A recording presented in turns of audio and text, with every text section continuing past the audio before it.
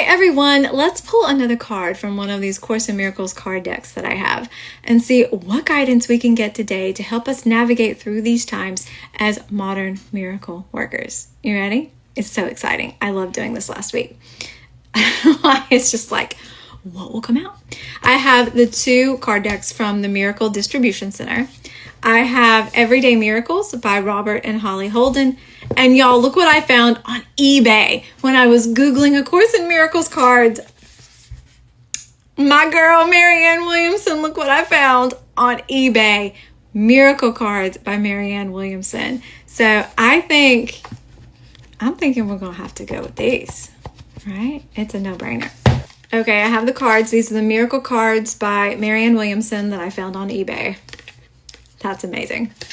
So I'm going to shuffle these and ask God what we need to know to be most helpful, to be available to love, to be of the highest service, most useful, to be transformative change agents, miracle workers in the world. What do we need to know? What guidance do we need in this moment, right now, as miracle workers in the world, in this time, in this space?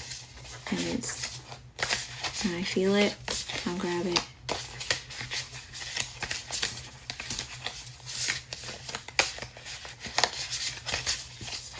Oh, this one jumped up.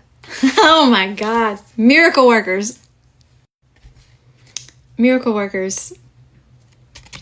Is that something or what? Okay, the card says, as we become pure channels for God's light, we develop an appetite for the sweetness that is possible in this world. A miracle worker is not geared toward fighting the world that is, but toward creating the world that could be. Well, miracle workers, I think that's pretty clear, don't you? That the primary responsibility of the miracle worker is to accept the atonement for ourselves. That means the purification, the undoing of any loveless thinking, any fear-based thinking that is keeping us from being those pure channels. And it says, an appetite for the sweetness that is possible. I really feel that right now, don't you?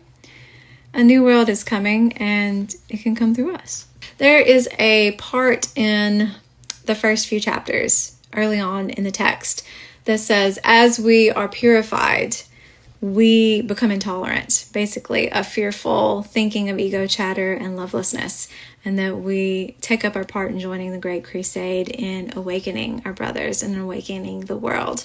That's what a miracle worker does. It's a very active role. It's, we align with God, with the mind of God. We are purified, and then we can hear what we're supposed to do in the world, where we can best be used. And that we do, you just give it up. You just can't stand it.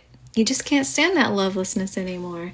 And you become someone who helps transform it. A miracle worker. It says a miracle worker is geared toward not fighting the world that is, but toward creating the world that could be. The verbs are important here, fighting and creating. We don't want to attack what is. We just want to see it for what it is. It's loveless. It's not working. The Course says you have to bring the darkness to the light. You cannot do it the other way around, because light is real, light is true. It's the touchstone of truth. It's like an eternal reality that never shifts, never changes. It's your compass, it's your North Star. You must bring the darkness to the light. You must look at it to see it for what it is. No, that's not working. So we're not going to fight it. We're not going to attack it. We're going to transform it. And until we see the darkness for what it is, just look at it. Just see it and say, no, that's not loving. That doesn't work for us as miracle workers here in the world. Then we can't know how to create a better, more loving world until we really get a good look at it and see and compare it to what is loving, to compare it to what is of God, what is holy, what is of light. So you have to look at it. You have to bring the darkness to the light and then transform it. You can't know how to transform it until you take a good look at it. You don't dwell on it, you look at it, and you see it for what it is and say, we can do better. There's a better way. This is what our function is as miracle workers here in the world. And apparently, this is what we need to know this week. I'll see you next time.